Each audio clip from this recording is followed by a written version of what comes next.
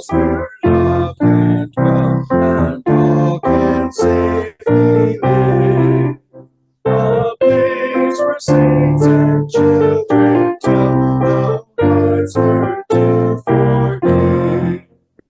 Built of hopes and dreams and visions, brought to faith and full of grace. Here the love of Christ shall end in visions. All are welcome, all are welcome, all are welcome.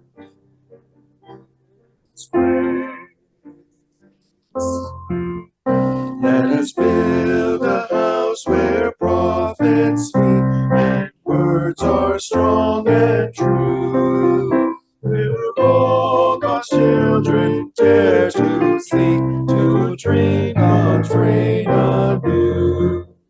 Here the cross shall stand as witness, as a symbol of God's grace. Here as one we claim the faith of Jesus. All are welcome, all are welcome, all are welcome in this place. Let us build a house where love is found in water, wine, and wheat. A banquet hall on holy ground where peace and justice meet. In the love of God through Jesus is revealed in time and space. As we share in Christ the faith that frees us, all are welcome, all are welcome, all are welcome in this place. Let us build a house where hands will reach beyond the wood and stone, to heal and strengthen, serve and teach, and live the word they've known.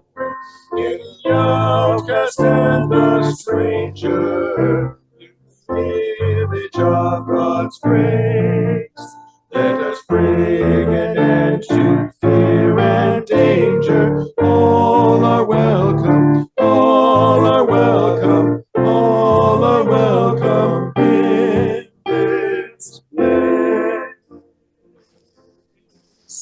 Let us build a house where all are named, their songs and visions learned, and love and treasure taught and claimed as words within the word.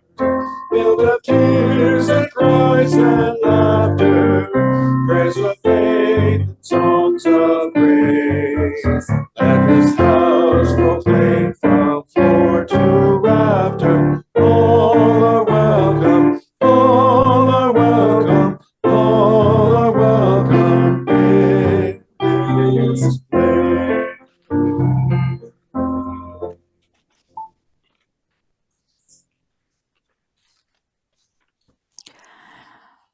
Well, good evening, everyone, and all are welcome in this place. It is wonderful to join you here online, and those of us who are here in person. We just finished eating, so it's kind of nice. Welcome to this fall gathering of the Antler River Watershed Regional Council. I am President Cheryl, and I am blessed to be with you this evening and for the weekend. And can I have our words of constitution? Oh, I was told they were okay.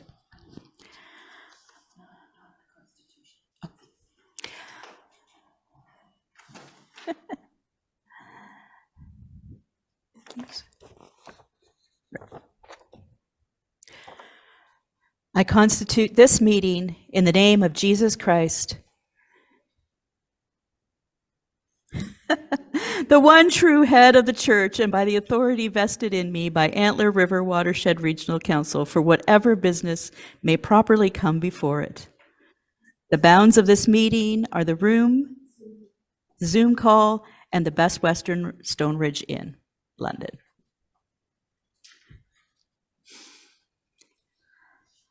All right. Carrie, you're up for proposal 1. Thanks, President Cheryl. Proposal 1 is on page 21 of your workbook. If you've downloaded that, or you currently have it open, or you've printed it. If you printed it, it's on page 22, since the cover is actually page 1. In proposal 1, the issue is that we need to clarify and confirm how decisions will be made, and adopting the agenda as it's been circulated in the workbook, authorize the agenda and business committee to make any decisions as necessary, approve the minutes of the meeting of May 12th and 13th, receive the minutes of the executive committee, the Congregational Support Commission, the Human Resources Commission, and of course, appoint Brad Morrison as parliamentarian, as you see, appoint myself as the chair, agenda and business, name George Bozanich to serve as equity support team member, name President Cheryl Bolton as the chair of agenda and business committee, along with me, the acting executive minister, Mark Laird, and executive assistant Sue Dulaban. And then we will name through this proposal, name the council staff members as scrutineers. And as President Cheryl has said, set the bounds of this meeting. And you can read the rest of the other points as well.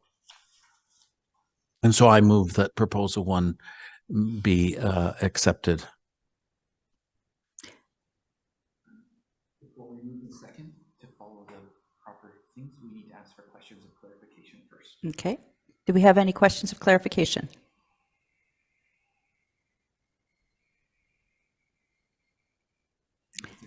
Seeing none, we'll move on. Is there anything else that needs to be added to the proposal?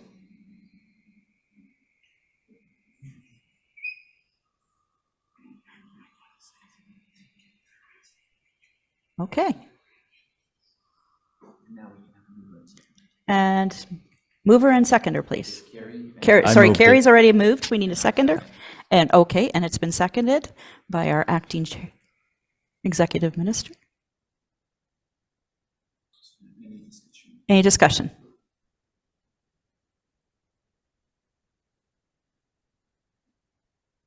Not seeing any? Oh, we have a hand up. I'm sorry. Yes, Wanda, can you unmute, please? Yes. There's another page with points 11 to 14. Are they included as well? Yes, those are the points that I said if you wanted to read those on your own, rather than me reading all the points. Thanks, Wanda. Okay.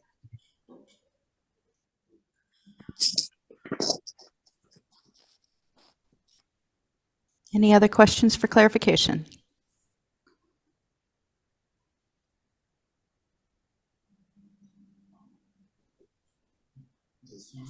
Not seeing any, then we will move on to accept. The poll is up, yeah. And please click yes or no.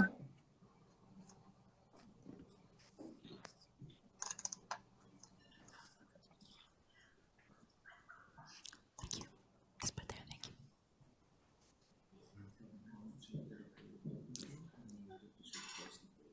Okay. How long do we do? Okay. You got another couple seconds to answer, and I think they're all in, so, oh, no, not quite.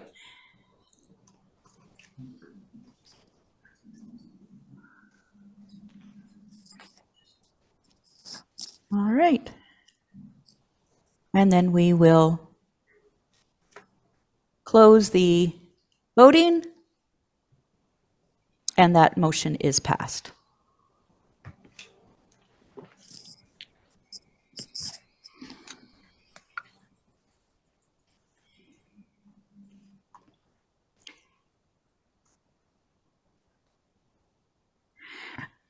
For those of you who maybe don't have the workbook handy, I see that Michelle has put a link to it in the chat, so you can check it out there if you need to.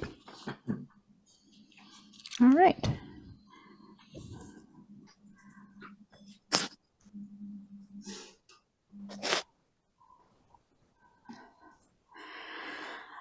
At this time, I would like to take this moment to introduce our leadership team for this meeting.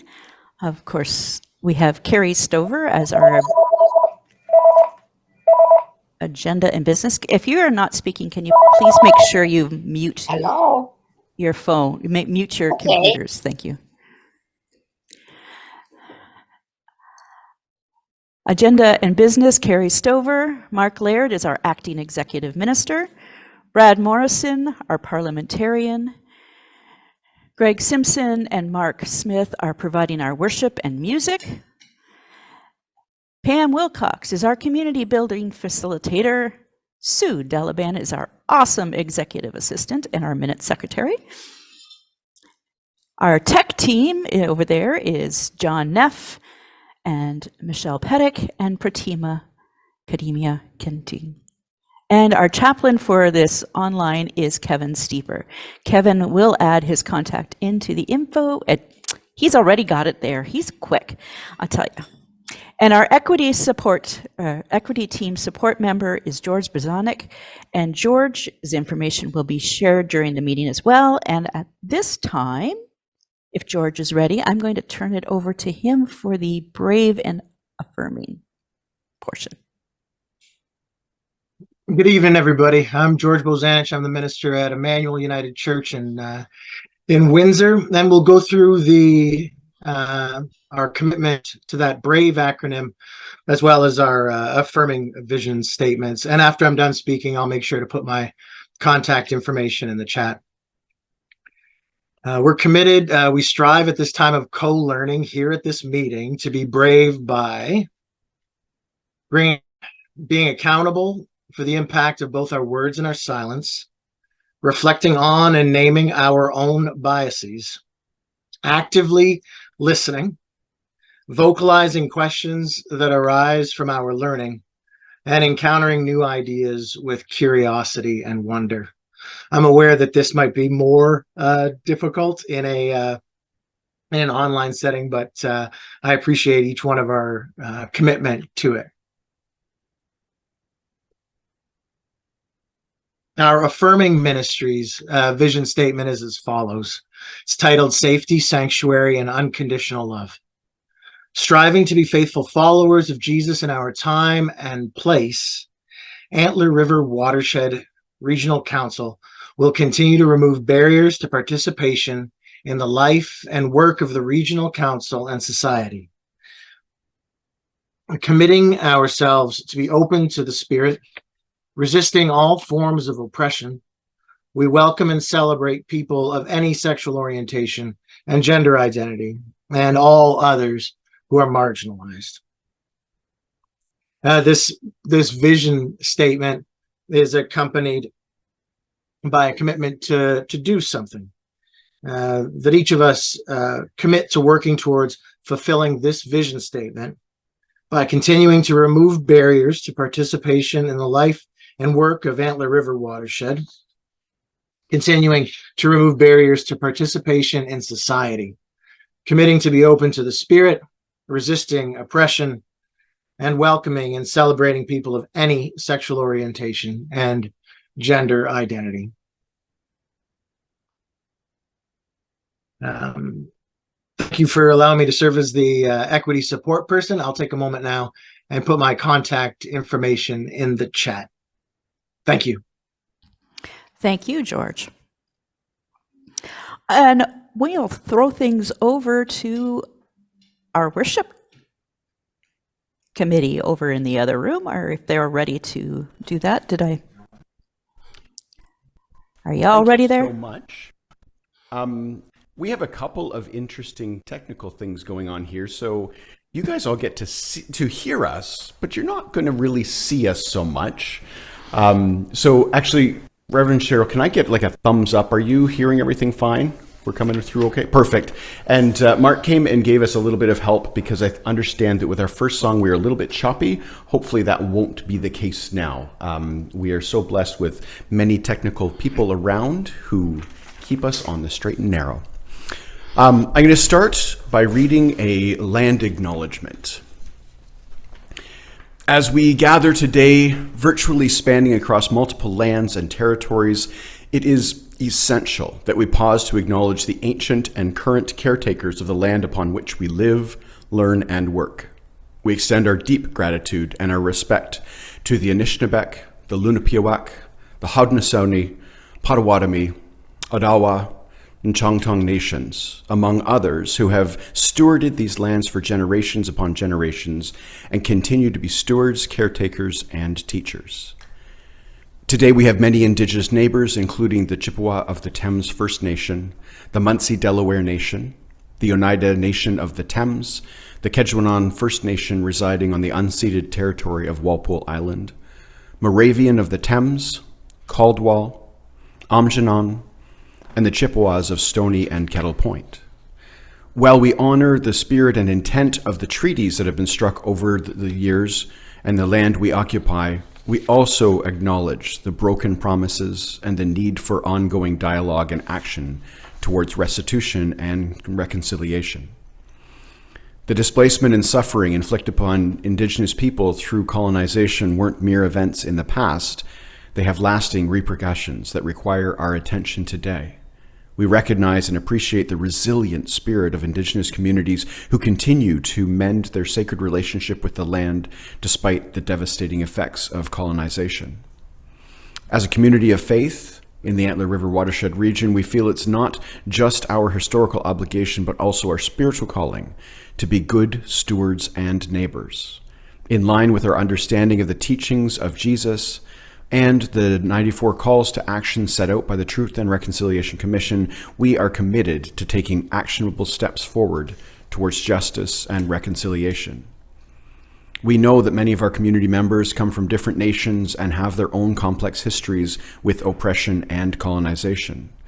As we express our gratitude for the teachings of all oppressed people in our collective history, we renew our pledge to listen, learn, and to act to undo systemic injustices and to build better relationships among all races and nations. We affirm that the most significant aspects of this land acknowledgement is not merely uttering these words, but the actions that we all take afterwards. And so we invite each and every one of us to join in this ongoing journey towards fostering right relations, grounded in mutual respect and deep honor for the land and its original peoples. So as we gather ourselves for this meeting, let us bring before us and the Creating One and hold sacred this time of shared community, of prayer, of community, and of song. May we move from acknowledgement to meaningful action. We'll take a brief moment to center ourselves. If you're up for it, I invite you to close your eyes. Wherever it is you are, feel the connection to the land you're on. Feel the connection to the space you occupy. Take a deep breath in and hold it. And let it go. Imagine for a moment a single seed deep in the soil, preparing to break through and sprout anew. Like this seed, we are all in a time of renewal. Feel the presence of the Holy Spirit, empowering us to rebuild, reconnect, and revitalize. When you're ready, open your eyes, and let's prepare our hearts and our minds and our bodies and our spirits for the work we do here today. So none of you can see the Christ candle. So you're going to have to imagine the Christ candle being lit right now. So we're going to put on our imaginary hats right now, and we're going to picture in our mind's eye. This flame stands as a beacon of Christ's enduring love and transformative power, illuminating our path towards justice, compassion, and unity. The Gospel of John tells us, "The light shines in the darkness, and the darkness has not overcome it." Let this light serve as an inspiration in our collective and individual journeys, empowering us to overcome the darkness of injustice, division, and despair. May this glowing candle remind us of our calling to be co-creators of a world renewed and redeemed. Amen. Now, over Zoom, of course, we're not going to get you all to unmute yourselves, because if we did that, it would be such a beautiful cacophony, but nobody would understand a thing. So I'm going to invite you, in the spaces you are, to speak aloud the parts that say all beside them for our call to worship. In the spirit of renewal, we come together to rebuild our faith, to reconnect with the divine, and to revitalize our purpose, as we gather to be transformed by God's endless love. As members of the body of Christ, we are continually called to create spaces of grace, hope, and peace. We gather to witness the beauty of diversity united in our calling. For the scripture tells us, "Do not be conformed to this world, but be transformed by the renewing of your minds." We gather in obedience to this call, ready to be active participants of renewal in a world desperate for love and justice. So come, let us worship together. And we're going to sing together, Voices United 402, "We Are One."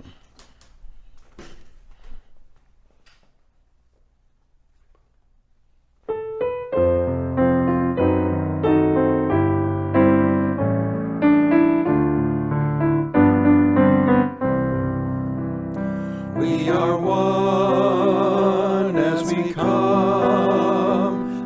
come joyful to be here, in the praise on our lips. There's a sense that God is near.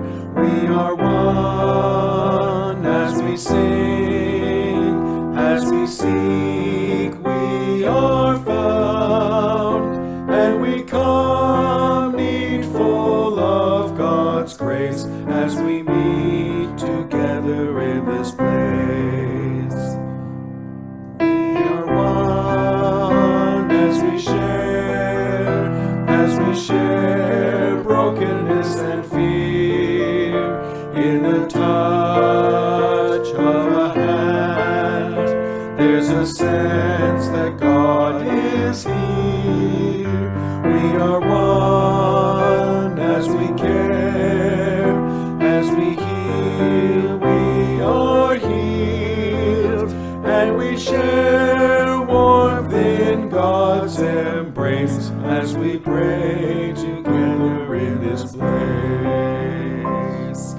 We are one as we feast, peace becomes the sign in the bread and the wine. There's a sense of love divine. We are one as we come, as we feed, we are fed, and we feel God's refreshing grace as we meet at table in this place. We are one as we hear, heart and hand unite in the word we receive. There's a sense that God is light. We are one as we live, as we love, we are loved, and we seek justice in God's ways as we move together from this place. Gracious God, creator of us all, in this time of renewal, we come before you seeking transformation. Help us to rebuild the temples of our hearts, reconnect with your boundless grace, and revitalize our commitment to love and justice. We thank you for this sacred space, both physical and virtual, where we can come together as one community, diverse yet unified to worship you. Inspire us, O God, as we share in prayers, as we listen to holy stories, as we sing songs that elevate our souls. May our worship not just be a ritual, but an active response to your unending love. Guide us as we strive to live out the teachings of Jesus, who calls us to be peacemakers, justice seekers, and bearers of good news to all. In the name of the Creating One, we pray. Amen.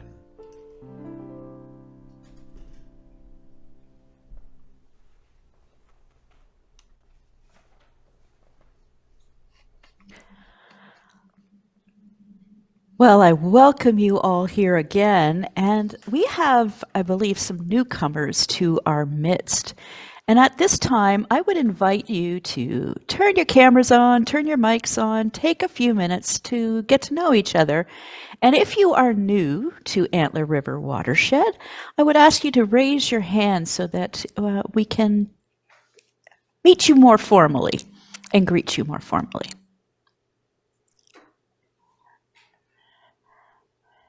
Well, we might as well start with our acting executive minister.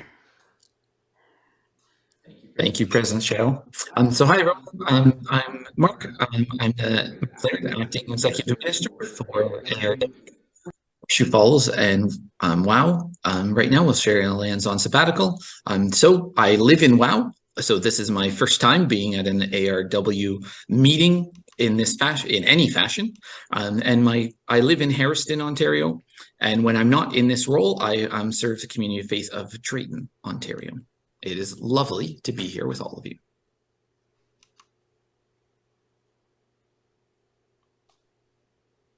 Thank you, Acting Mark. We'll call you Acting Mark. That's your new name.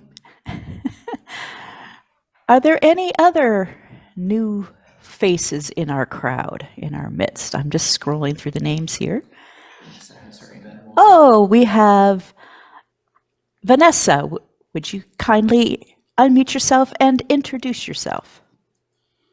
I'm Vanessa Benoit. I'm just a guest from Bothwell United. I might be taking over the role of the regional rep in the new year, so my minister and the regional rep thought it was okay for me to come, so hopefully that is. And nice to meet you all. Welcome, welcome. I'm just down the road, actually, in Kerwood from you where I live. So welcome. I know the folks over in Bothwell very well, so welcome to our midst. And was there somebody else that had their hand up too, I believe? Marilyn Barrows, would you care to introduce yourself? Hi there. I'm here for the first time with Grace United Church in Sarnia, so just coming as a guest. So I recognize a few names, so hello to everyone. Welcome, welcome indeed. Lovely.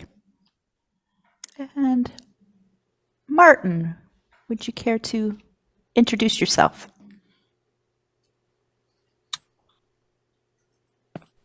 Yep. Okay. Hello, everybody. My name is Martin Malley, a new minister to Rural United Pastoral Charge here in Chatham Kent. So this is my first time to attend this meeting. Thank you. Welcome. Thank you.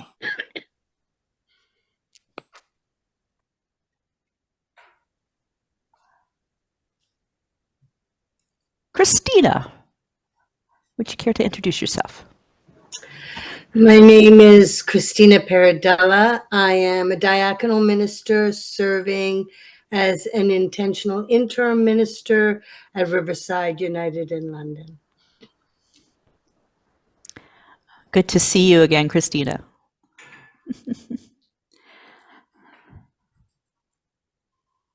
Any other brave souls who are willing to admit they're new? I am new in this role, so please forgive me if I miss I'm anybody. just having difficult with my finding the right button here. So Okay. um, Can you identify? There you go. Well, we oh got yeah, the yeah. I trees. just didn't know if I was in the focus or not. Yeah, you are now. It's Rick May from Cottam United Church. I was drafted or conscripted into this. I'm not sure which one it was, but nobody told me it was a 2-day event, but that's okay. We're pretty committed to the Lord down here, so it's not a real big deal. But yeah, so we're without a minister right now, so I'm part of the search team too. So so I'm kind of representing the church and just kind of making sure that we're aware of all the things that are happening. So thank you for the invite. So I'm sorry, I missed where you're from. That was just Cottam me. United. Cottam. Okay, thank you. In Cottam. Perfect. Thank you.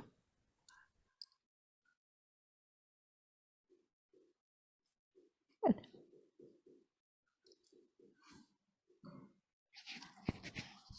All right. How are we doing for time? Are we good for time? Or? All right, we're on time. All right, you gotta like that. So I want to let you have an opportunity to greet your virtual neighbors, I guess, and just feel free to turn it to gallery and check out all the names that are there and say hello to a few friends. And we're just going to take a couple of minutes to do that. And yeah, see how everybody's doing. Don't forget to unmute yourself because I'm notorious for that. Hello, folks. Hello, everyone, formally. Hello, everybody. Good to see you. Hello, Lynn. Hi. How's the grandmahood? Wonderful. Isn't it? Isn't it a great gig? Yes. He's 4 weeks old now. Yay! Congratulations again. I have to say that as somebody who teaches virtually every single day, I know how difficult it can be to be looking at a group of squares that are reticent to turn their mics on. So I just want to say hello. Hi, Erin. Thank you. Hi, Erin. Thank you for doing that. And thank you for trying to teach online. I really appreciate those who are able to do that. I'm just going to say hi and goodbye. One of the perks of being the immediate past president is I don't have to be at the whole meeting tonight, Cheryl. So I'm on my way. So good luck. You're going to be fine. And I'm going to be back tomorrow, but I'm leaving now to go to the community theater here in Woodstock. So all the best for the rest of the evening, everybody, and I'll see you back tomorrow. Especially you, Michelle, with 1L. Thanks for helping me out earlier. See you, Jane. Bye, Jane. Bye, Jane. Bye, Past Enjoy. President Jane. See you tomorrow. Hi, everyone. It's Larry Schneider from Dunwich United in Dutton here. Hello, Larry. Hi. It's lovely to see you. Good to see you.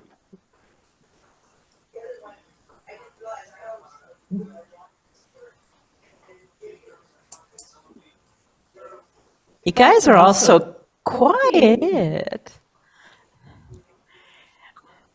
Hello, John Egger. Long time since I saw you at Emmanuel. And hello, Therese. Short time since I saw you on Tuesday.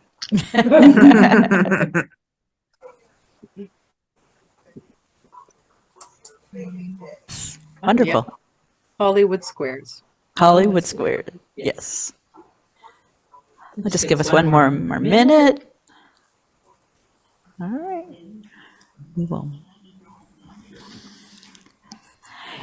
You know, when we have our ministerial meetings online, they are never this quiet.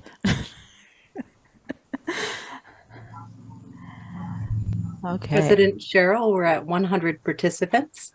Lovely.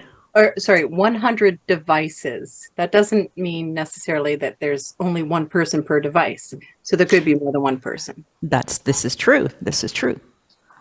That's great. Oh, and a few furry friends as well. Hello to all of our four-legged friends. Oh, I Just saw a cat walk across the screen. Laura Joe. She's got a Lovely. cutie. And hello to any of the. This is Grace. Hello, She Grace. This is Grace. She comes to all our meetings at Roseland Trinity. She's a veteran. And hello to any of our four-legged and feathered friends that may be elsewhere as well. All right. And we have a few greetings in the chat as well. Hello to all. Yes, it's Hollywood Squares, indeed. And no, I will not be Paul Lind, thank you, because my humor is not that great. All right. Okay, let us continue on. At this time, I am going to call upon Therese and John Edgar to present our remit education and update.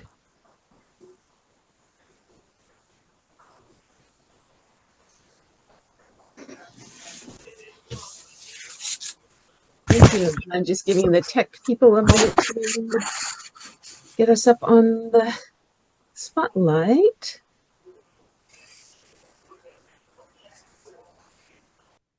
There's John.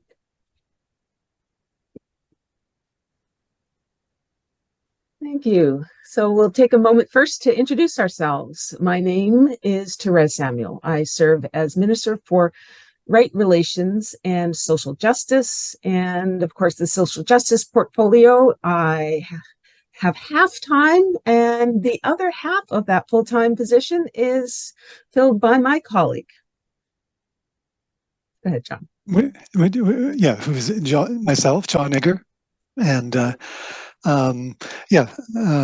very fortunate to be working with Therese in this area of special work, and the remit has especially been an opportunity for us to engage with the people in the region. So I'm going to ask if the first slide can be put up. And just to remind everybody of the remit question. Now, there have been workshops on this. There was one at the last regional council meeting, and there were 3 workshops, one of which was in London, Antler River Watershed region. So hopefully many of you participated in those. But the question that the regional council will be asked to vote on very soon is, does the regional council agree to amend the basis of union to reflect that the United Church of Canada will be organized as follows: 3 council structure and an autonomous national Indigenous organization, and change the basis of union to reflect that the national Indigenous organization will have its own mechanisms to change its structure and processes with no further remits necessary, and to amend the basis of union to reflect the changes required for the establishment of the autonomous national Indigenous organization. Next slide, please. So on page 42 of your workbook, starting on page 42 of your workbook, there are some resources that include the resources that were put out by the General Council, as well as some answers to questions that I will mention in a little bit. So if you don't have it open to page 42, please do go to there and just kind of glance through and see what information is there while we are discussing. And I'll turn it over to John. Sure. Thank you, Therese. So Therese and I have been very busy going into the fall with workshops, educational workshops, and answering questions. But at the same time, a parallel process has been going on, the remit reach out process. And who is this? This is a team of volunteers from congregations. Each one is assigned a number of pastoral charges to contact. And so we've been, through this system, contacting all the pastoral charges in the region. So why are we doing this? To ensure that every pastoral charge governing body, first of all, knows about the remit, knows where to access remit materials, knows where to access educational materials if they need it, and knows who to contact for questions. Next slide, please. So this began in September and is ongoing, and I'm hoping most of you, most of the pastoral charges have been contacted, but it began with an email going out to all pastoral charges that have not yet voted. And sometimes the information is a little out of date, so we're trying to make contact with these three, the ministry personnel or pastoral charge supervisor in the pastoral charge, the chair of the board or council, and the lay rep to the regional council. So hopefully the volunteers have been able to reach at least one of those. But if no response is received, then a follow-up call will be made.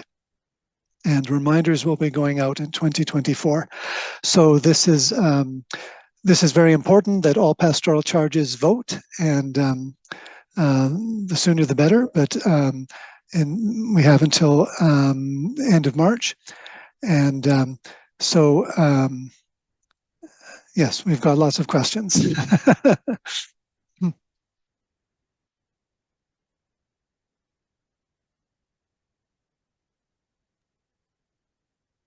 And I just tried to post to the chat and I put it in the wrong place.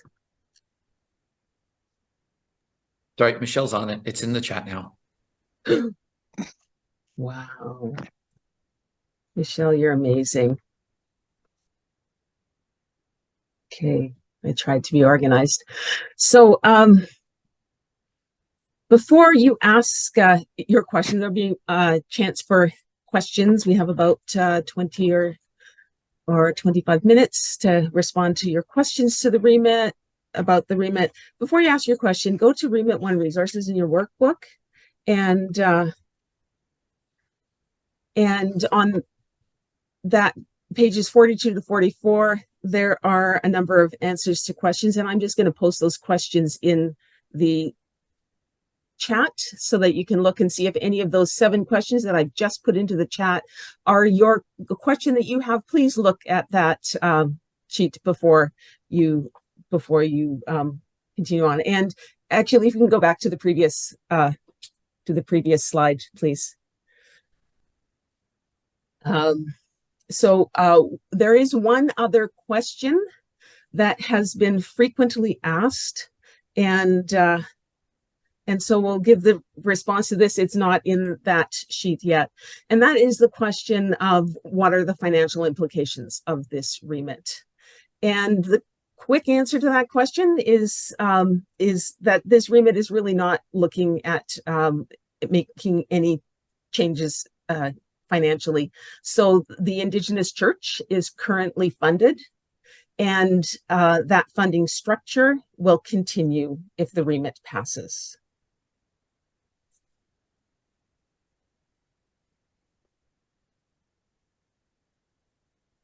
And the next slide now, please. So these questions are on the I think it's page 44 of your workbook. But just as you're preparing to vote on behalf of the regional council, or as the regional council, consider these questions in deciding whether to vote yes or no. Will this remit move the church in a meaningful way toward decolonization? Will this remit create conditions for more just relationships? Will this remit move the church closer to our call as disciples of Jesus Christ and as the Church of Jesus Christ in this time and place? And is this what you believe the Spirit is calling the church to do at this time?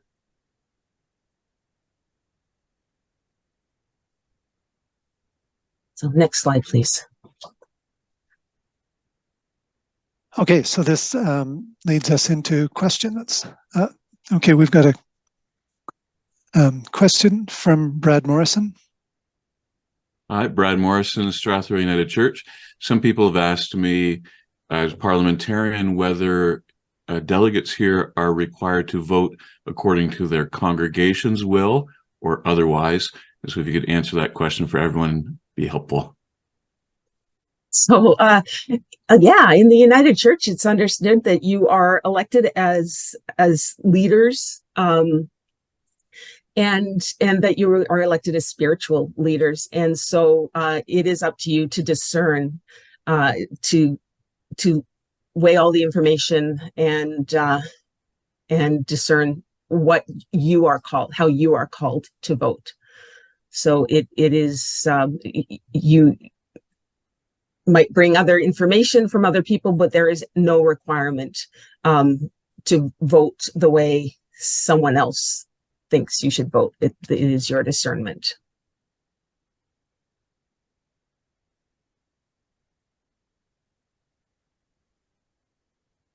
Thank you, Parliamentarian Brad. Okay, so yes, so we have time time for questions. So yeah, and with yeah, so what is there something that you need to know or that you would like to have clarified before you vote on this remit?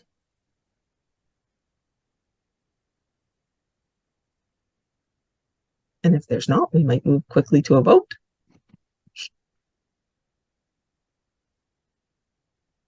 I would like to ask a question. Mm-hmm. Okay, my question is this. When we've been given this information that's been the update, we were just given this workbook Tuesday morning. And one of the things is not all churches have even had a discussion time with regard to what this remit is all about. So those that were present at the May meeting would have had some information. This information update that you're giving now is just a general update. I'm just not sure whether this is going to be an informed decision being made tonight. And that's my concern. Okay. Because I know that you're having a time crunch because the region has to make a decision before March 31st or 31. Yeah, 24. But I'm just wondering if this is a rush decision on behalf of the region when we don't have many of the pastoral charges have not looked at this to make an informed decision, because we are representing our churches, but we're also representing ourselves as well. We are called regional reps for a reason. So I'm just wondering if this is a reasonable, rational way to be making a decision tonight. Yeah, thank you for that question. I'd like to clarify that your vote right now is not your pastoral charge vote. Your pastoral charge governing body, sometime between now and the end of March, is required to vote and send in your vote as a pastoral charge, and those votes are counted separately. What we're doing tonight is voting on behalf of the regional council, and the regional, so all of the regional councils vote, and a majority of regional councils need to vote in favor for it to pass, as well as a majority of pastoral charges. So just clarifying that, and as the regional council, the educational opportunities that were provided was at the spring meeting. A workshop was provided for regional council members to be able to vote, and there was a workshop offered last week. Well, there were 3 workshops that were open to everybody, and again, that one was provided particularly before this meeting to help the regional council representatives be prepared to vote tonight. And this is separate. Again, this is separate from what your pastoral charge will be doing. I hope that eases your concern some. No, it does not. Partly due to the fact, one of the things is another question, a follow-up is how much rationale or pull, I'm going to use that word, based upon regional council decisions. You got 16 regional councils, and how many people pastoral charges are, and does it make a difference if the pastoral charges have how many votes? Will it make a difference if the regions pass it and the pastoral charges do not? What's the balance in that question? So if one of those groups does not pass it, it doesn't pass. So one group of what? Every pastoral charge? So of the pastoral charge, 50% plus 1 of the pastoral charges in existence at the start of this remit must vote in favor for it to pass. plus a majority, 50% plus one of the regional councils must vote in favor for it to pass. So if one of the that's two separate votes, both must be 50% plus one for it to pass. If one of those is not, if the regional councils vote in favor, but there's not 50% plus one of the pastoral charges voting in favor, it does not pass. And vice versa. This is the United Churches, that's the polity we have right now. That's how remits work.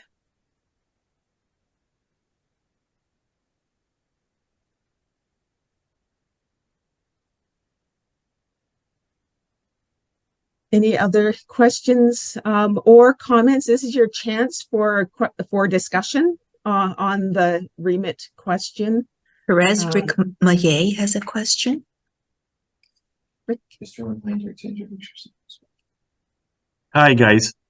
So if I've got this correct, all of the hundreds of people or something like that that are here tonight boils down to a singular vote. Yes or no? I mean, Yes. that's what I'm saying. If 60 say yes, it's yes for this region. That's one of 16 regions. Yes. Now, 8 of those regions plus 1 have to vote one way or another to be a yes or a no. So Have to vote. 9 regions can so 9 regions can say yes, and all pastorals can say no, and it's a no. Is that what I'm hearing? That's right. Yeah. So no becomes the final vote, if you will. So my vote tonight is not reflective or representative of my church because we haven't had a full conversation yet. That's right. We did have it at our meeting last night or the night before, but we will be quite honest with you. They're still 4 months away, and I suspect still a lot more information that needs to come our way before we, as a pastoral charge, make a real informed decision. And I think that's the same with this group here as well. Yeah. I think there's too many unknowns. So there's too many. Well, we don't know, or we're not sure, or whatever. So we can't make decisions. I don't think as a shrugging your shoulders. You got to know. You got to have information. So what's the question that you need answered today? There's 1,000 questions. It's so vague. Everything I'm looking at the answers, like how would it work? How would it, like when we're talking at our meeting a couple nights ago, it's like, well, we don't know why. We don't know if it's going to. I know one of the things was money. Whether it will cost us more money, but there's been somewhat indicated to the group tonight that it doesn't sound like a funding issue is going to be disrupted, but there's going to be a lot of organizational change, I suspect. Is that not accurate? Yeah. So I have a question for you. That before that doesn't your come for pastoral free. charge Well, discussed, did you access the videos and the educational information that's on the Antler River Watershed website? Okay, so you've seen the videos with the ministers discussing and the PowerPoint. One for Tecumseh United and I forget what the other one was, but we watched a couple of videos as a group. Yeah, we had a very active conversation on Wednesday. Very active. I mean, it was positive. It was great. I mean, but we came out with a wash. We couldn't as a group even bring it to a vote, even through consensus. That's how much we were, not sure of things. So we didn't see the sense of urgency that apparently is being placed upon us tonight. Okay, well, and this is a separate vote, right? So no, but it's still the same questions. It is the same. Yes, it is the same question. It's not like we're voting on something different, on a different set of planes. So I'll ask you again. And do you have a concrete question that can help you? Right now, I want to know. My question is tonight: do I get a yes, no, or abstain? I can't give you yes, no. Is what my point. Okay. Because I'm not just voting for me; I'm also voting for my pastoral at the same time. Well, you're not. You're not voting for your pastoral charge at this point. No, but I'm a representative of my pastoral charge. Yes, and it is your responsibility to prayerfully discern what your vote is now. Absolutely, in conjunction with my pastoral group as well, because that's where if I say yes as an example, or it doesn't really matter which way, that's got to be I can't make that decision in isolation. Okay, thank That you. that decision needs to be made with my congregation in mind. Thank you. It just can't be done in isolation. So thank you. Thank you. So that's my question. Is on when we get to a vote, do we have a yes, no, and abstain? Is my question. So that's a question for the president, how the voting process works.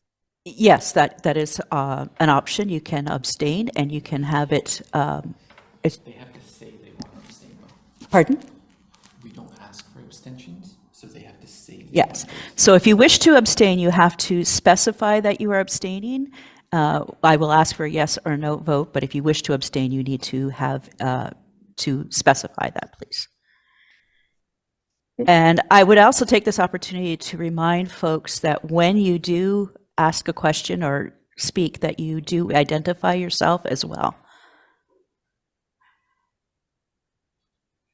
I'd say there's we have a few questions. So it's people waiting for just questions. Just a quick question. I'm sorry. Yes. Who's speaking?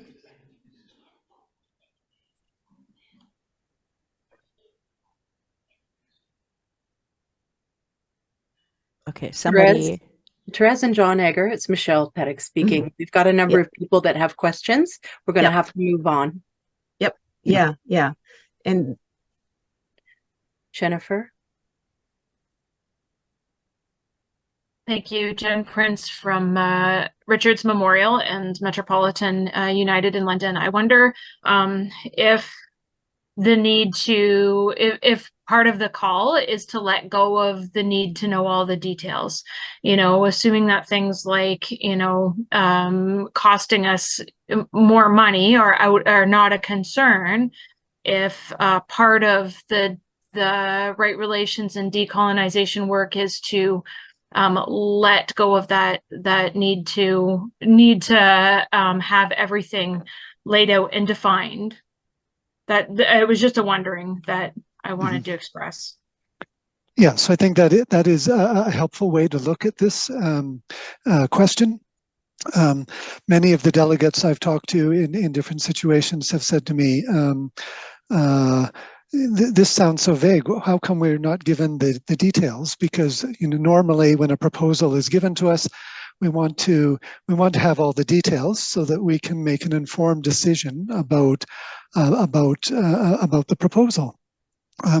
But if you look very closely at this proposal, what it asks for very specific changes to the manual. And what these changes will do will create the space for the emergence of an autonomous Indigenous church structure. But it doesn't actually create the church structure itself. That is the work for the Indigenous church to work out those details and those relationships and the policies and the procedures that they would need to do for their own autonomous running. What this does is it creates the space for that, and so we can't know what the Indigenous church is going to decide and settle upon. It might take a very long time for that even to emerge. But what these changes do is they create the space for the emergence of that to happen. And we have to create that space without knowing what the specifics will emerge from that process. And do you have more to say, Therese? no, let's between Jen and yourself, you said it very well. Thank you. And I see Michelle has her hand up. I'm going to push back against the assertion that we haven't had time on Please this. introduce Can I yourself. say that? Sorry, I'm Michelle Owens. I'm ordered minister from White Oaks United Church in London. I'm pushing back against the idea that we haven't had enough time to deal with this. And I say that as someone who's been on compassionate leave and sick leave and bereavement leave for significant amounts of time of this year. But I still had enough time to educate myself and educate my congregation and get this vote done before the summer. I do see this is our meeting, right? You guys talked about this at the spring meeting. And I wasn't able to be there for that, but I've done my homework to come prepared to vote for this because I knew it was on the agenda. I know the deadline is in March. And I have seen an enormous amount of hurt and damage done to our Indigenous colleagues and our Indigenous communities when they have had to navigate systems that are not designed for them. We have folks who are serving in churches who, are doing funerals for suicides of youth every week. And what they're asking for is the space and the time to make their decisions about what their church is going to look like without having to go through decades-long remits and proposals. And we're voting on autonomy. We're saying we trust the Indigenous church to exercise itself. And I think as a settler church who went ahead with restructuring, knowing that the Indigenous church was not ready to restructure, who restructured our pastoral relations policies, knowing that they didn't work for the Indigenous church, who restructured our pay schedules, knowing that it didn't work for the Indigenous church, we owe it to them to vote in favor of autonomy.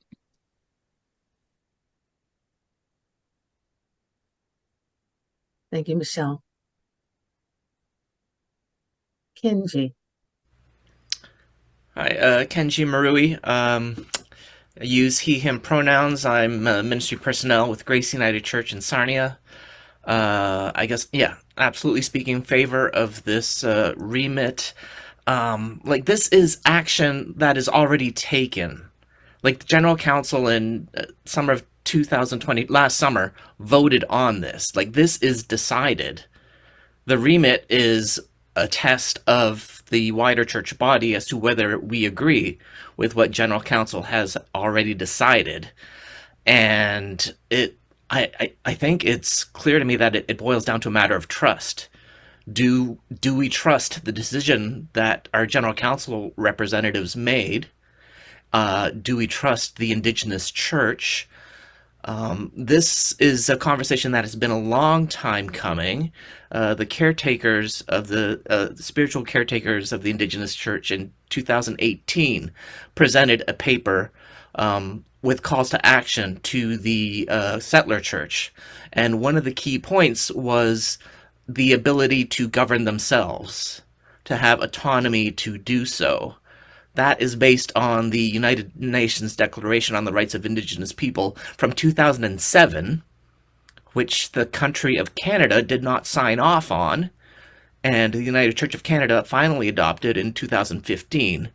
So this is a conversation, this is a point that has been before the church for almost 2 decades, and we are again, like dragging our heels on this. I think for me, the key piece of this proposal is exemption from this internally long remit system that we have, that we're finding it hard enough to navigate and create change, and imposing that or continuing to expect the Indigenous church to have to work through such a cumbersome and labor-intensive system that every time we have a Category 3 remit, we sit like this and we don't really understand what the issues are, and we have to educate ourselves on what a remit does and what a remit is, and we have to re-educate ourselves on how many people get to vote and which bodies get to vote and what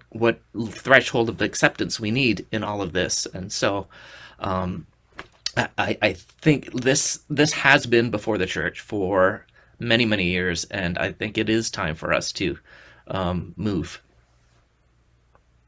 Thank you, Kenji. Marg LaRock. I'm Mark LaRock from Calvary United in London. It's just a point of clarification. My understanding from what was said about abstaining was that the vote that will show will say yes or no. And then Cheryl said that people would have to indicate if they want to abstain. So my question is, for those who do want to abstain, do they send it in a chat to a specific person? How how do they register that they want to abstain? President Cheryl? Yes, you would send it to Mark Laird. I believe his contact information is in the chat already. M. Laird at United. What, sorry? Oh, just send it in a send it in a private chat to Mark Laird. And then we will, sorry, this is Acting Executive Minister Mark Laird speaking. So to answer that question, a vote to abstain is not considered a negative vote. It means that the total number of people voting is less, so the percentages change on how many are needed to be a yes or no. But yeah, you can, the abstentions are just, if you actually want your name noted as being someone who's abstained from the vote, then send it and they will get noted in the minutes that you abstained. And in any proposal, you are always welcome just not to vote, but we don't keep track of that. If you actually want your name mentioned in the minutes with that, that you did abstain, you have to say so separately. And that's just not for ARW, that's the practice of the United Church of Canada. I see our parliamentarian has his hand up. I was just Brad Morrison, parliamentarian, Strathroy United Church. I was just going to say what Mark just said about abstentions. For clarity, if you're sending Mark a message saying you abstain, you're asking that your abstention be recorded in the minutes. Thank you. While I have the microphone, I would just add that back in conference days, we would have training events for new members. And in those training events before the conference meeting, we would explain concepts like voting and how you're not bringing a vote from your pastoral charge, but the role of the Holy Spirit in discernment in the conciliar governance structure. Thank you, Brad.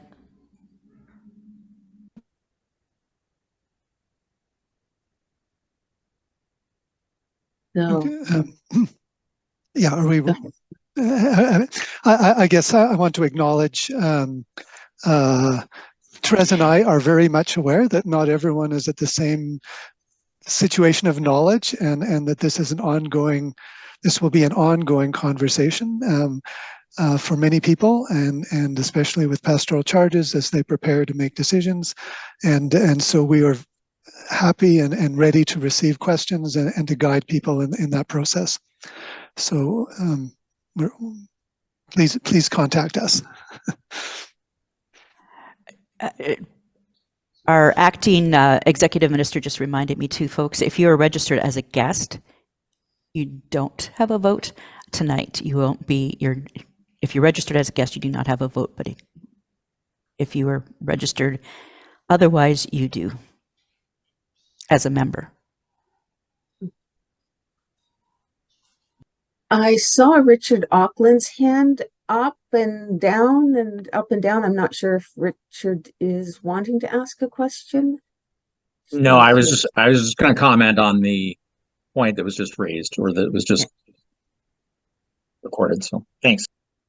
Thank you.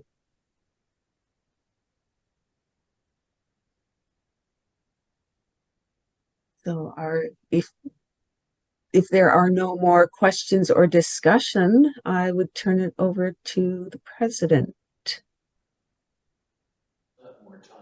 We do. Oh, sorry. So we do have more time if there is more discussion you wish to have.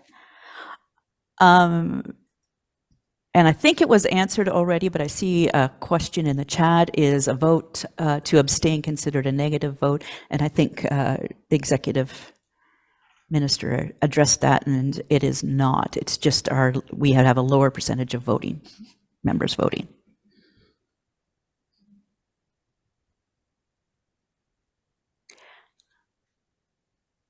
So just on the note of further discussion for congregations, there will be opportunities to have more workshops. There's one date that is probably going to be January 17th in the evening for an online workshop.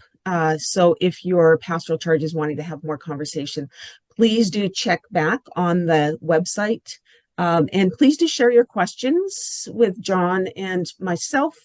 We developed the responses to question sheet, the questions that are in your workbook, in response to questions that we have received, and are looking at creating another one. So please share your questions, because that's how we know what information we need to share with pastoral charges. And as we get ready to move to the vote, please know that there will be more conversations. Actually, I was using that slide. There will be many more conversations on the road ahead. And we are invited to trust that wherever the future takes us, God will continue to be with us. Whether this remit passes or fails, it is inviting us into a conversation, and conversations will continue between Indigenous and non-Indigenous peoples within the church. John, did you have anything to add? There will be more conversations ahead across the board. Thank you. So I think we can turn it over to President Cheryl.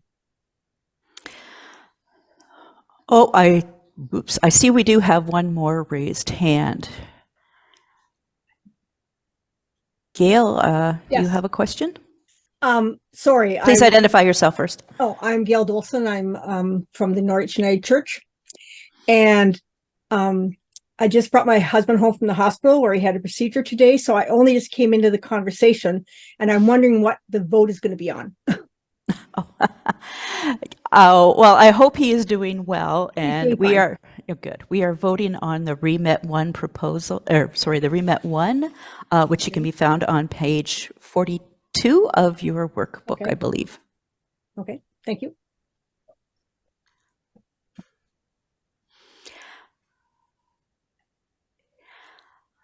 At this time, I'm going to ask that you take a moment and breathe in the Holy Spirit and listen for that discerning voice of God speaking to your heart.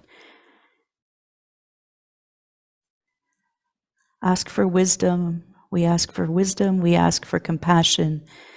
And we ask for discernment as we move into this very important vote.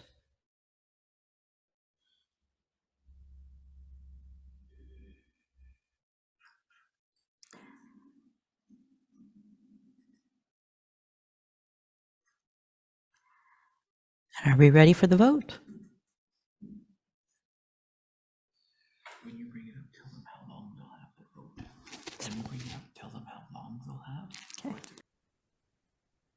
So just to read the question here for you. Between March 15th, thank you. I think John is having a little fun with us.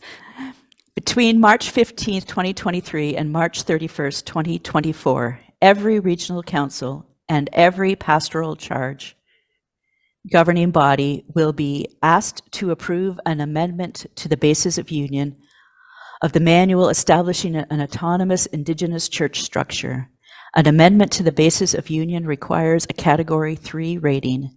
There is one question to be voted on as follows. Here we go. Does the Regional Council Pastoral Charge agree to amend the basis of union to reflect that A, the United Church of Canada will be organized as follows: a 3-council structure and an autonomous national Indigenous organization, and that B, the national Indigenous organization will have its own mechanisms to change its structures and processes. no further remits necessary, and C, that the changes required for the establishment of the autonomous National Indigenous Organization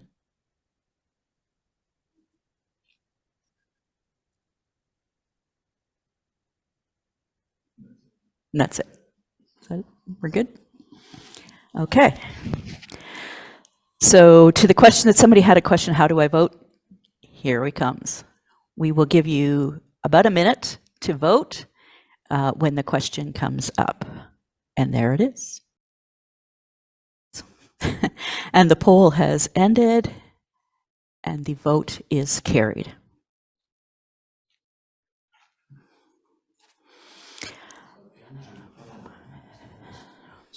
To the question in the chat, if you have a matter of privilege or a point of privilege, you can just raise it with the parliamentarian at any point.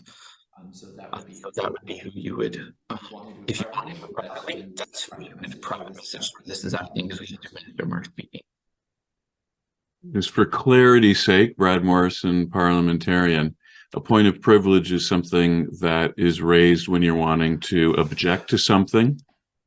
And so it may be timely to do so in real time in the meeting, because a point of privilege will stop all of the business that's happening. If you'd like to ask the parliamentarian for some advice on what to do, feel free to send me a message. Thank you, Brad.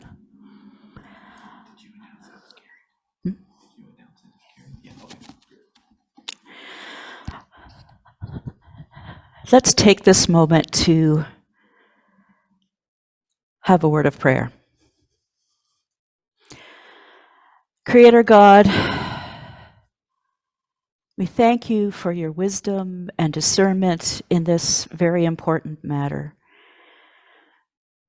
We thank you for the opportunity to encourage healing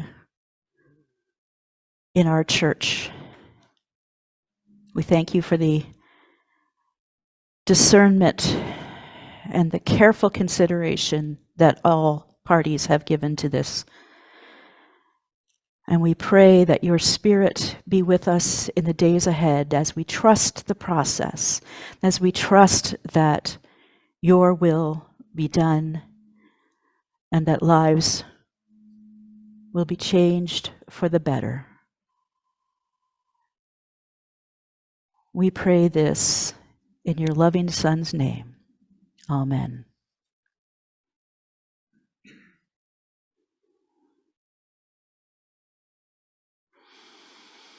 All right.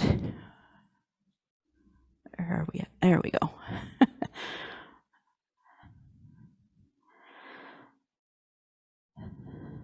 All right. What are we? Okay. Shall we take a couple minutes a break? I think that's where we're at, is it?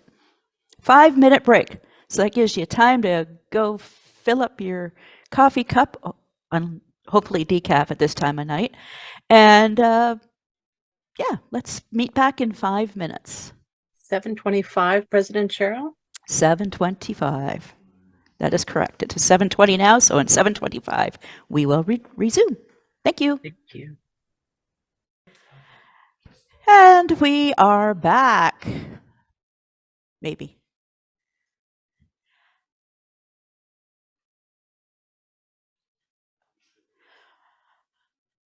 There was a couple questions in the, and I think it was answered, but in the chat about giving the vote results. We just have to, it's been our practice that we only say whether it has failed or passed, and yeah. Yeah, and I'm just going to say that it was an overwhelming majority. So I think that we can leave it at that. If you have any other questions, please feel free to message me. But we don't need to do the vote.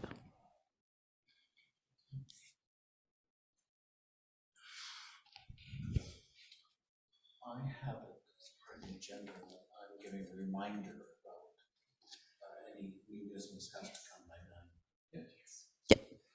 Yep. You can do that now. Thanks, President Cheryl. I'm just going to remind the court that if there's any new business to come forward to the court, the deadline to submit that business is tonight, Friday, October the 27th at 9 p.m. You can send that new business, as you see, to either myself, Carrie Stover, at KEStover40 at Hotmail, or to our acting executive minister, Mark Laird, at mlaird at united-church.ca. So that needs to be into us by 9 p.m. this evening.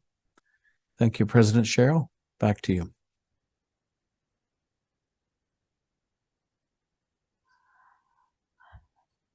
I'm really bad at unmuting myself. I need to have it done automatically or something. Thank you, guys, and thank you much for your discernment in this vote. I really appreciate the discussion, and we look forward to those much more questions to come, the more discussions to come in the future.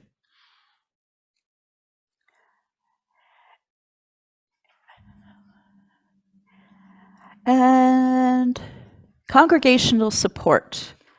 I believe that's where we are at now. Pay and pastoral charge supervisor discussion. That would be Mr. Carey. No? Who is? Oh, sorry. That would be me. Oh, that would be Craig. So, Greg, go for it, Greg.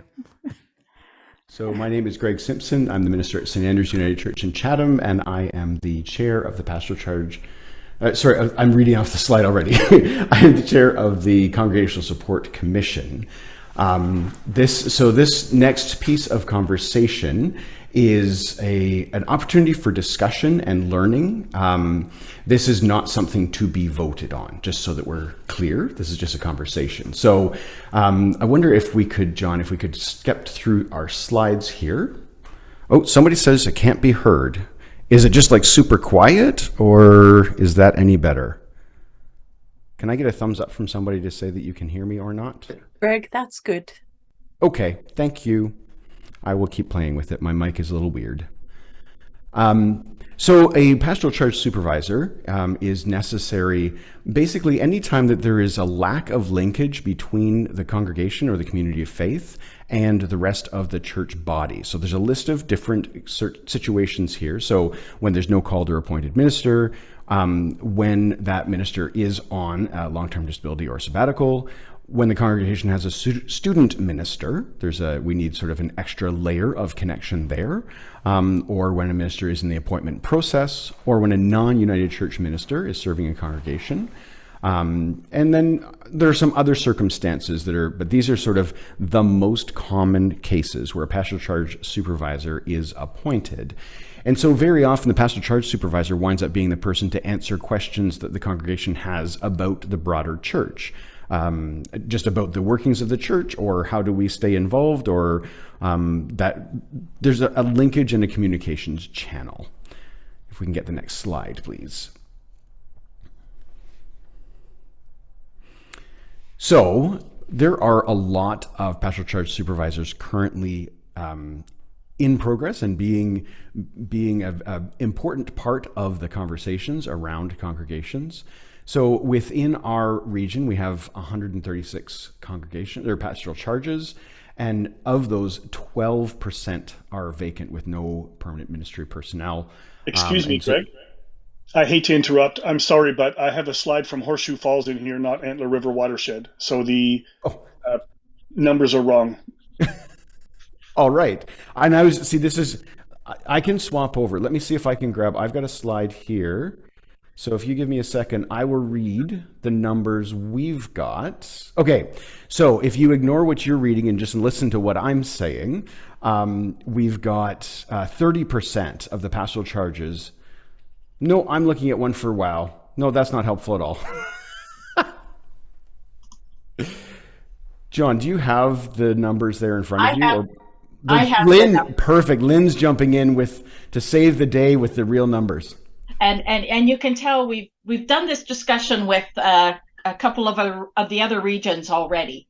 So in ARW, we have 136 pastoral charges, and we have 30% with no ministry personnel or that are in need of a pastoral charge supervisor.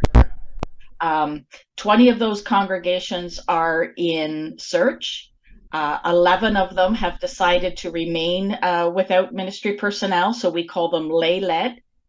We have one pastoral charge that has someone in the admissions process, and we have 9 who have candidates as ministry personnel. And right now, although I think that changed as of today, but we don't have any that are in need of a pastoral charge supervisor, and we don't have any serving from another denomination. So this changes all the time because somebody suddenly goes on medical leave, or we get notice that somebody is leaving and requested a change in pastoral charge supervisor. So that gives you the numbers, and I can post that in the chat. Thank you so much, Lynn. So the conversation around pastoral charge supervision is an important one. Some of you are asking, I wonder who it is that can be a pastoral charge supervisor, and there's quite a broad range. So it could be an ordained or diaconal or DLM minister, so any of the people in the streams of ministry, but most certainly it can also be lay members appointed by their congregation as a representative to the regional council. This is not something where you're left out in the wilds to do your own thing. The region through the through the Congregational Support Commission has training and support, and I want to give a big thumbs up and a thank you to folks like Lynn and John who do a lot of work on that training. So it's not something that is there's lots of work to be done, but there's a lot of support as well. The one thing that we do notice, though, is that like lots of other places, and certainly within congregations and communities of faith, there's a lack of volunteers. We're just struggling to get people to help out. So I got to admit, I was a little surprised when Lynn just told us that we're not short of any right now, because we generally live our lives short of pastoral charge supervisors. I will tell you that when I look at the Excel spreadsheet of all the pastoral charge supervisors, I also see the same names showing up lots of times. So there are people who are really good at it, and we are very blessed that they are willing to share their time in lots of ways. But as you can imagine, that does involve lots of driving and lots of meetings when they're doing multiples. So there's the detail about the training. So there is an online training. You need a police records check, and then do the racial justice training and the boundaries training, and be familiar with the pastoral charge supervisor handbook. The conversation that we're going through right now is that to date, the only compensation has been around travel expenses. And we're trying to recognize that as the church in general is changing shapes, the nature and the need for a pastoral charge supervisor, the way that they work is changing. And it's becoming a longer term position for more and more people. I'm thinking of, there are circumstances where perhaps a United Church has a relationship with another denomination in their community. And so they're not planning to ever have a United Church clergy as part of their process. So they will always need pastoral charge supervision. So expecting a volunteer to do that at cost to themselves until they choose not to, we recognize that one of the ways we can support people better is to pay the pastoral charge supervisors. And so beginning January 1st, there will be a compensation for time spent in supervision of a pastoral charge. So that's the conversation that we're here to have today, because many of you out there in this meeting have been involved in this process in one way or another. Either you have been a clergy person who has done pastoral charge supervision, or perhaps you're a lay person who is currently in the process of doing, Or maybe you're a church who has had a really great pastoral charge supervisor who helped you through some of the struggles and questions that you had as you were transitioning. So that's the reason that we wanted to have some time for conversation here today, because sometimes the pastoral charge supervisors are doing work in the quiet behind the scenes, doing marvelous things, and we want an opportunity to share some of those stories, ask questions of each other. So this is the next step here will be some breakout groups to talk about pastoral charge supervisors. So if you are or have been a pastoral charge supervisor, we invite you to share one or two experiences with your group. And if you are not or have not been, perhaps think and maybe even share what would stand in the way from you volunteering to be a pastoral charge supervisor, what would encourage you to consider being one, and what are your thoughts around the compensation plan? Now, we are not able to, we don't have enough people to sit in every single room. And so it would be marvelous if you could pick somebody to take notes, and then any feedback that you have would be wonderful to send to Lynn or to me. Lynn is probably easier to find because her name is, oh, somebody's just put my email in the, oh, Michelle, you're the best. Michelle's got my email address in there as well. So any notes you take, please send to either to me or to Lynn. And then the Congregational Support Commission will read all of your notes and talk about them. And as you're asking questions, so I'm kind of watching the comment stream go through here. Lynn is very helpfully pointing out the pastoral charge would be the people paying for the supervisor, rather than this being a load on the region themselves. And recognizing that that is a load also for congregations, but often in a case where there's a pastoral charge supervisor, there are probably other things that congregation is not currently paying for, or that pastoral charge is not paying for. So those are like the really high level. Lynn's got her hand up, so I'm going to toss it over to her because she's really wise in this stuff. Well, thank you, Greg. I just wanted to add a little piece of information. The mileage would still be covered by regional council. The pastoral charge would pay for the supervisor. The exception being for congregations who have hired a minister in the admissions process, because we want to continue to encourage and support pastoral charges to hire people through the admissions process. And there would be opportunities for congregations who found this to be too much of a demand to speak with the Congregational Support Commission about their specific situation. Thank you so much, Lynn. And that is a great reminder that one of the key jobs of the pastoral charge supervisor is to be that communications channel. And the having somebody in the admission process is one of those really special cases where having very strong communications is really important.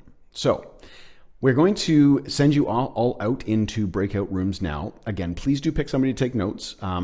It doesn't have to be extensive, but these are the sorts of things that the Congregational Support Commission really values, because we can take these notes and really work to reshape the way we work with pastoral charge supervisors and the way we work with congregations who have a pastoral charge supervisor. So lots of times it's your feedback that really impacts how we do our work. So I really appreciate all of the content and all the notes. So I invite you to head off to breakout rooms. My note here says that we'll be in breakout rooms for 20 minutes. Can I get a thumbs up from somebody that looks right? Perfect. Thank you, Mark. So that gives you quite a bit of time to have some healthy conversation. And so certainly if you're willing to identify if you have been or are a pastoral charge supervisor, and then have the conversation about what might prevent you from being one, or what might encourage you to consider this. And then, of course, any questions there are, please write down all questions, because we would love to get back to you with those. And we'll see you back here in 20 minutes. Well, I hope you had some wonderful discussions, and we will move on to Discipleship and Justice Commission. Richard. Where is Richard?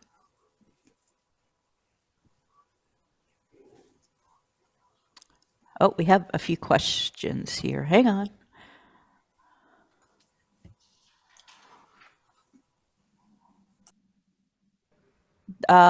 Paul, did you have a question? Oh, just I'm asking the same question as is in the note. Where do we send the notes? Those of us who kept notes for those meetings, you asked us to do that. Where do we put those?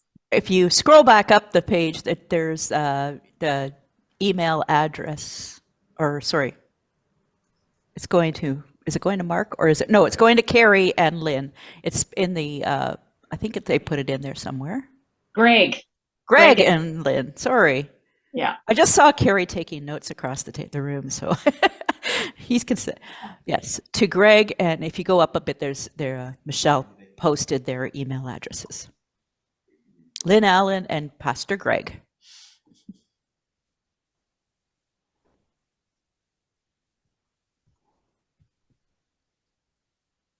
And now I just realized who the Paul was. Hi, Sue.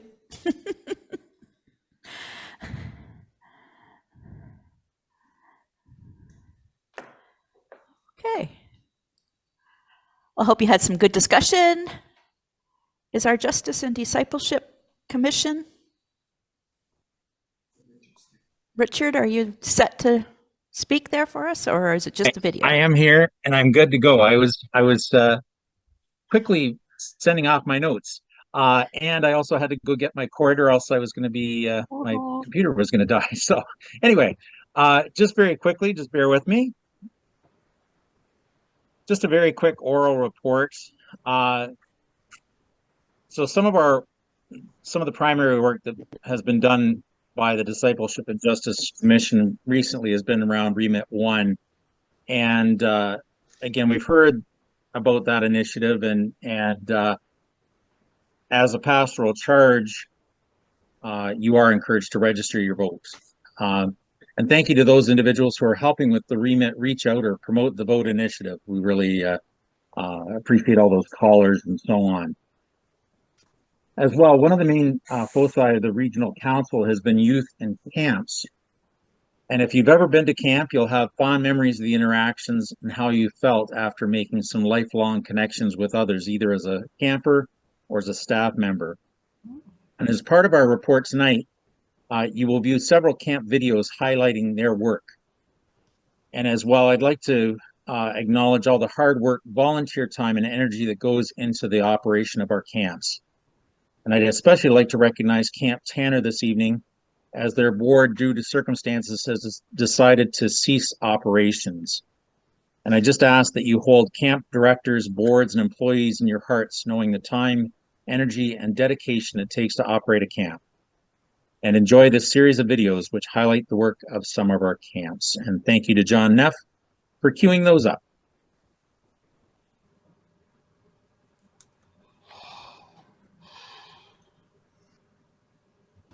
Nice.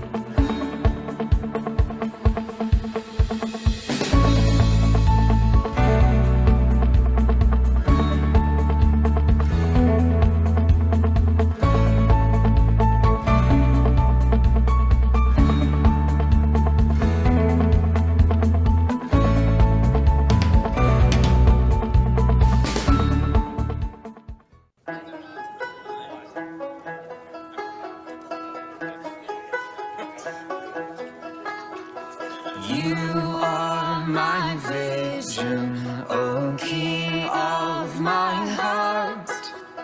Nothing else satisfies, only you, Lord. You are my best thought by day or by night. Waking or sleeping, your presence my light.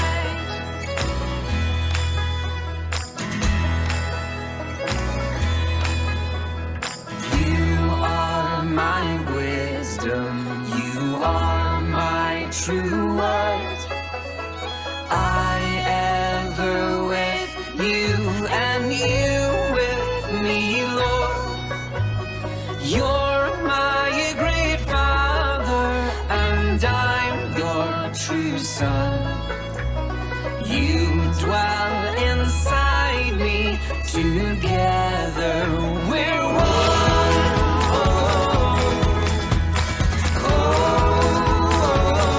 Come on, church. You are my battle shield, sword for the fight. You are my dignity, you're my delight, my shelter. You're my soul shelter, and you're my high top. Come raise me heavenward, oh God of my home. Lambton Center is my second home. It's more than just a location, it's a heartbeat. From the trees rustling in the wind to the echoing laughter from the cabins and everywhere, you just feel like family. From sunrise to sunset, Lambton Center is a place where memories are formed, friendships blossom, and every challenge is an opportunity for growth. Lambton Center is the place where I truly feel like myself. High King of heaven, my treasure, you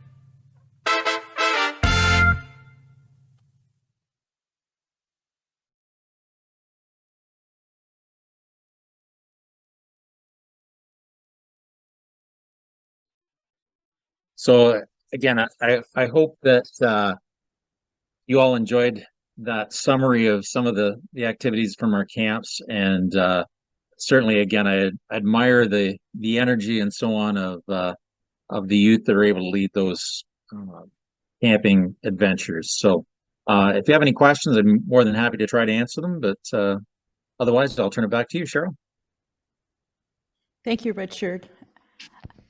As the mother of a camper and camp staff whose daughter had such an impact the camps had on her, she does it as a living now.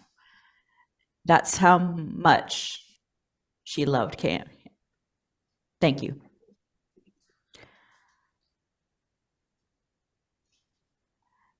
Moving on to Human Resource Commission. Thanks, President Cheryl. And with all that wonderful music, I was rocking away in my chair here, and I think I'm going to abbreviate my live presentation. I've asked for McCall to be spotlighted so that everybody will know who McCall Cottrell is. And just by all that music, I was thinking, I was also thinking earlier as I was ready to putting my talk together, of that great Ghostbusters tune, who you're going to call, especially when you've got a pastor relations question, call McCall. The call is right there in his name. So just call McCall. Now, you have to look up the rest of his information on the Antler River Watershed information page, contact staff resources. But McCall is the Minister of Pastor Relations for Antler River Watershed and Horseshoe Falls and Western Ontario Waterways. So we get a piece of him, so to speak, with all of our questions and things that we have questions about polity. And he joins us the second Tuesday of every month when the Human Resources Commission meets to talk about all sorts of things to do with pastor relations, from covenanting services and the liaison or the Human Resources Commission person that will preside, to congregational meetings where you're going to call a clergy person or appoint a clergy person, to he does liaison training and search committee training. And those of us that have our liaisons, and we're thankful for the number of liaisons we do have in the region, from Windsor to Woodstock and north and all the way down to the lake. But if you're in the greater London area and you're interested in becoming a liaison to be a resource to a search committee, please let us know, McCall or myself, and we'll be glad to set you up for some training. We are short of a few liaisons, just as Greg said for the Congregational Support Committee. We're short of a few volunteers. We could use a few more liaisons in our area. But it's this great Human Resources Commission that comes together and works on all sorts of issues with McCall as the resource. And we do it confidentially, of course, when we're looking at position descriptions, changes of pastoral relations for a number of reasons.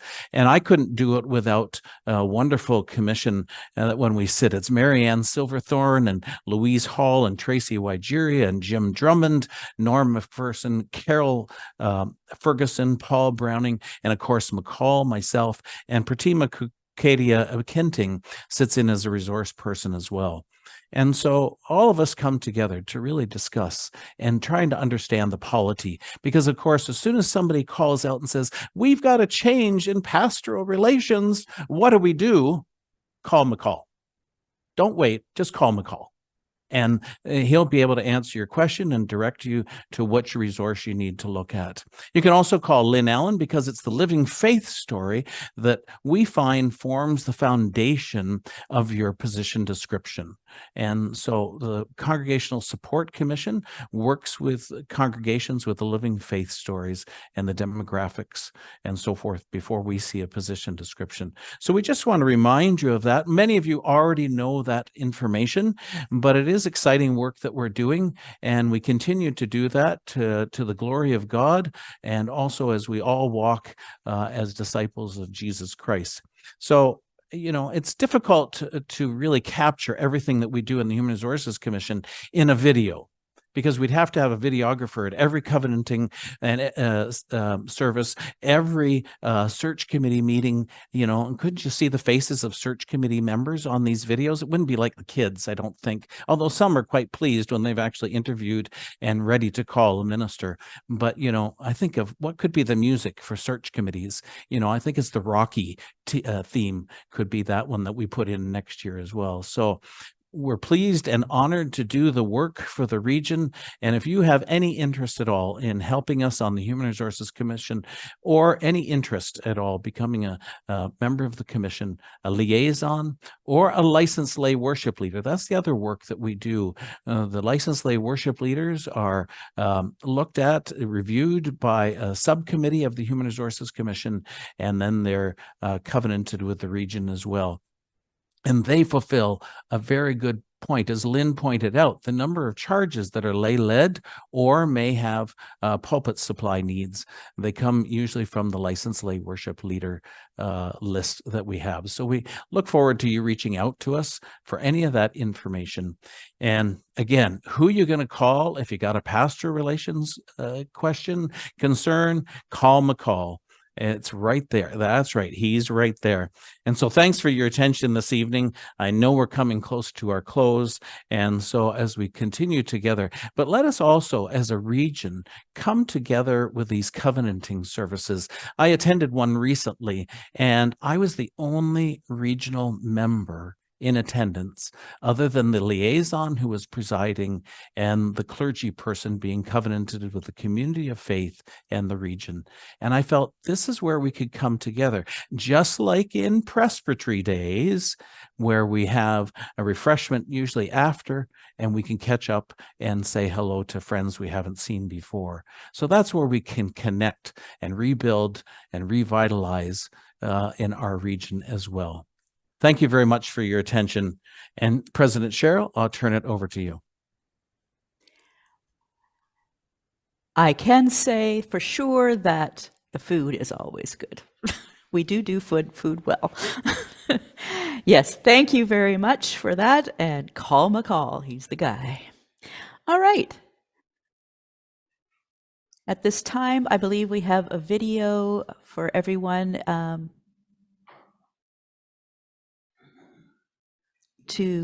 now I got it with this. I've got something on my screen here I'm trying to read. Oh. I believe we have a video in regards to the In Memoriam and Community of Faith life cycle.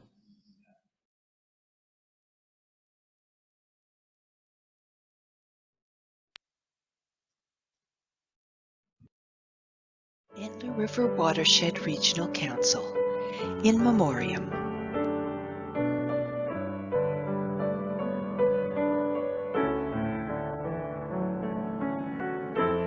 We honor friends, colleagues, and leaders who guided the church with their living.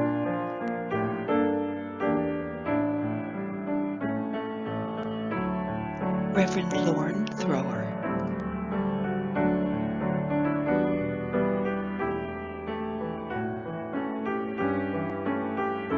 Ordained in 1986, Reverend Thrower was settled at Chalmers Pastoral Charge.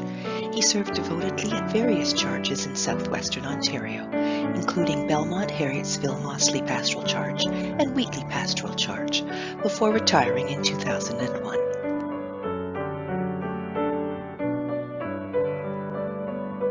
Reverend Dr. Grafton Anton.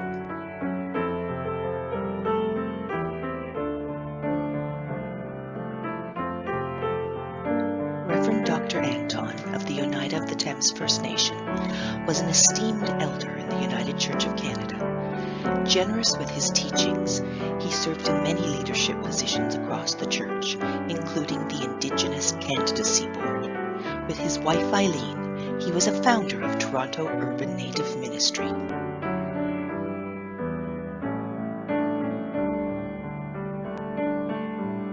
Grafton helped the Antler River Watershed Regional Council set their course for the future through his work on the Transition Commission. The wisdom he shared with the Transition Commission inspired the naming of our regional council.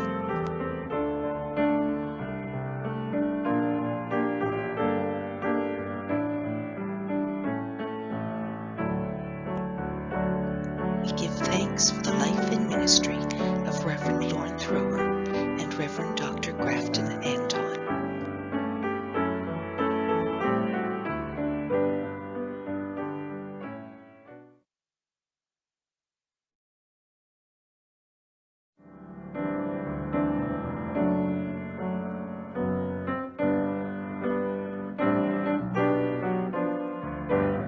Community of Faith Life Cycle Changes. Disbandment. Bell River United Church, final worship service Sunday, October 29th. With thanks for their legacy and faithful service.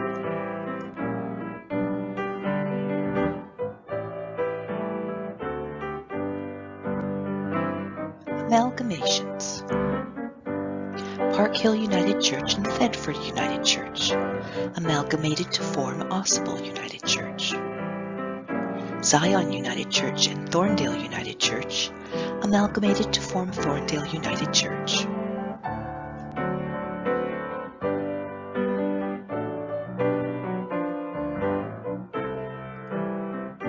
Name change. Guild's Pastoral Charge name change to Rondeau Pastoral Charge. Working towards amalgamation. Bryanston United Church and Villages United Church Granton. Kerwood Bethesda United Church and Strathroy United Church. Wesley United sold their building and nesting with Charing Cross United Church.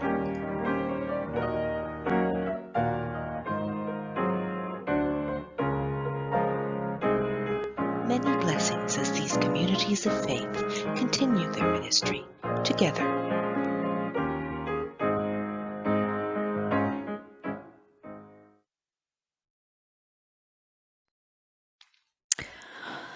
Well, that videos were wonderful. Thank you for putting those together for us. And at this time, I'm going to turn it over to our worship committee for our closing prayer.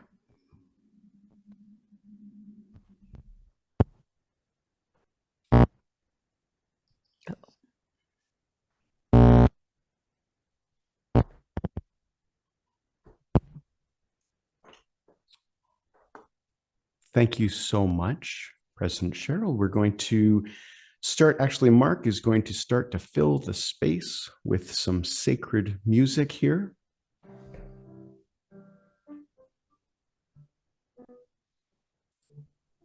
And let's pray.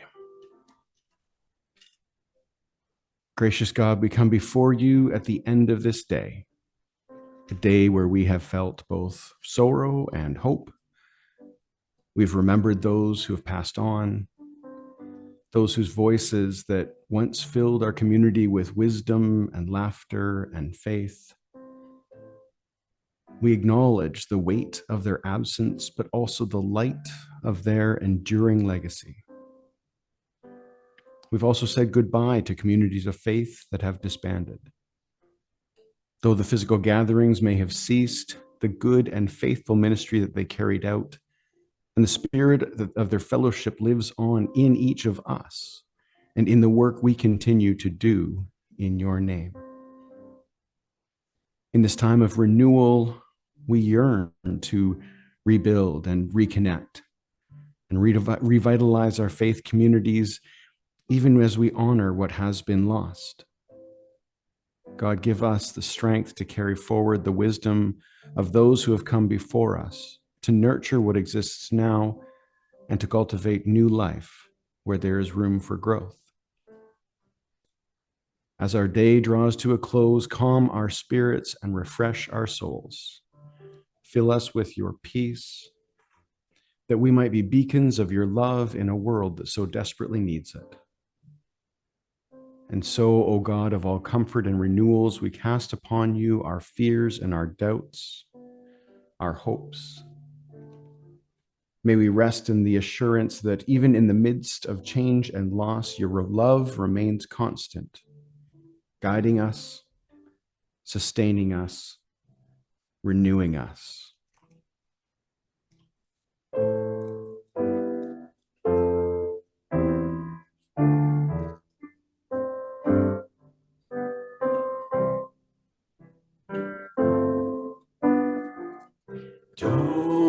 be afraid. My love is stronger. My love is stronger than your fear. Don't be afraid.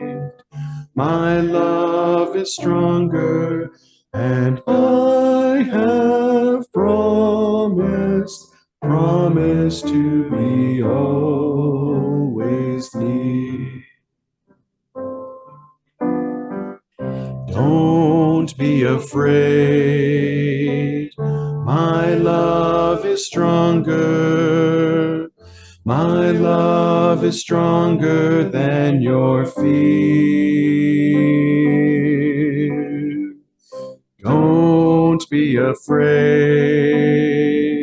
My love is stronger, and I have promised to be always near.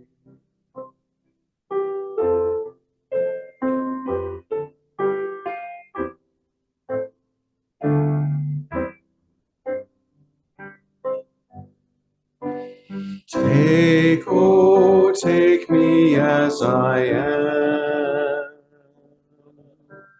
Summon out what I shall be. Set your seal upon my heart and live in me. Take, oh, take me as I am. Summon out what I shall be. Set your seal upon my heart and live in me.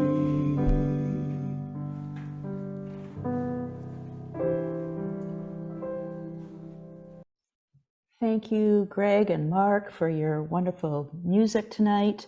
And thank you all for giving up a Friday evening to come and hang out with us. And we will see you all tomorrow at 9 a.m. or a few minutes before. Take care and have a great night.